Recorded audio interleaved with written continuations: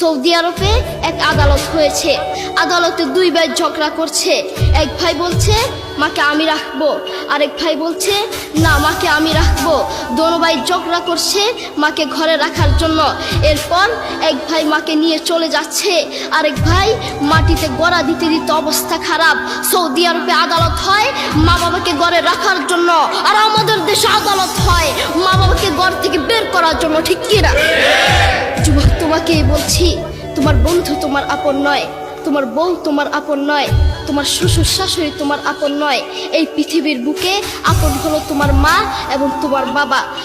Corona আসার পরে প্রমাণ করে দিয়েছে কে আপন। এক মেয়ে তার মাকে ফোন করে বলছে, মা আমার স্বামীর করোনা হয়েছে। মা বললেন সাবধান, তার কাছে যাবি না, আমি সকালে সিএনজি পাঠিয়ে দিব, তুই টপ করে সিএনজিতে উঠে যাবি। এটার নাম দুনিয়া, এটার নাম দুনিয়া।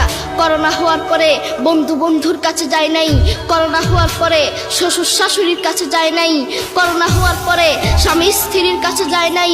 কিন্তু করোনা হওয়ার পরে এখনো ইতিহাস আছে, মা তার ছেলেকে গিয়ে চুমু খেয়েছে। করোনা হওয়ার পরে এখনো ইতিহাস আছে।